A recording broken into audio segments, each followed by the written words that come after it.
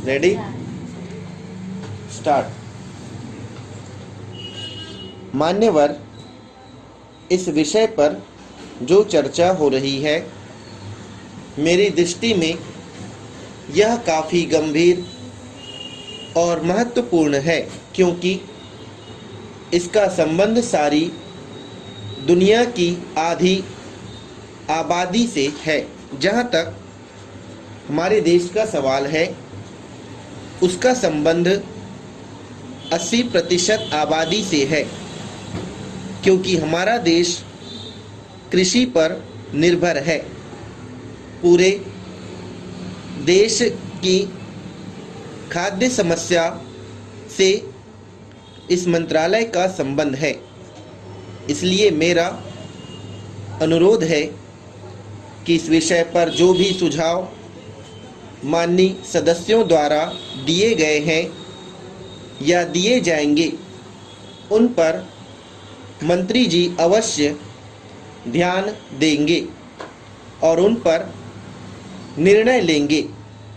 महोदय, विश्व खाद्य संगठन ने इस वर्ष को हिंदुस्तान के लिए खाद्य उत्पादन की दृष्टि से बड़ा गंभीर वर्ष बताया था, लेकिन देश के मजदूरों ने, किसानों ने, इस देश की केंद्र सरकार ने और राज्य सरकारों ने वैज्ञानिकों के सहयोग से इस बात को साबित कर दिया है कि यदि हमारे देश के किसानों को आवश्यक सुविधाएं दी जाएं, तो वह किसी भी देश के किसान का उत्पादन के मामले में मुकाबला कर सकता है।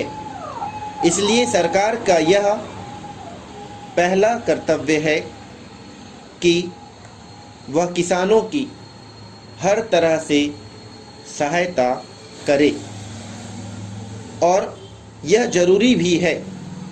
इस वर्ष प्रकृति की भी काफ़ी कृपा हमारे ऊपर रही है, लेकिन हमेशा वह कृपा बनी रहेगी यह कहना संभव नहीं है।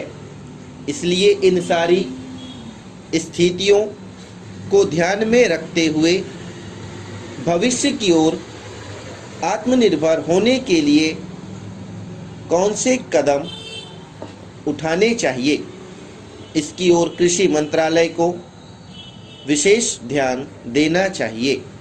पैरा। महोदय, सिंचाई के बारे में काफ़ी चर्चा हुई है। मैं इस मंत्रालय का ध्यान विशेष रूप से इस बात की ओर दिलाना चाहता हूँ कि हमको अपनी गति बढ़ानी होगी।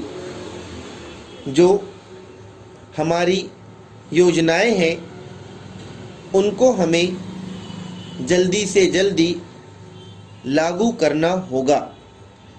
समय हमारा इंतज़ार नहीं करेगा, लेकिन इसमें एक दिक्कत यह है कि अनेक राज्यों ने पहले की योजनाओं को पूरा किए बिना कई नई योजनाएं हाथ में ले ली है, जिससे उनको पूरा करने की गति धीमी होती जा रही है, क्योंकि उनके लिए पैसे की कमी हो जाती है। अगर प्रकृति हमारा साथ न दे तो हमारे देश पर भारी मुसीबत आ सकती है। इसी मुसीबत से बचने के लिए हमारी प्रधानमंत्री ने 20 सूत्री कार्यक्रम में सिंचाई को भी सम्मिलित किया है। जहां तक छोटी सिंचाई योजनाओं का सवाल है, वह हमारे देश के किसानों के लिए काफ़ी लाभदायक है। थोड़े समय में उनके परिणाम सामने आ जाते हैं।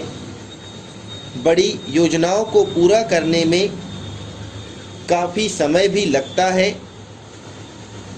और पर्याप्त धन की भी आवश्यकता होती है।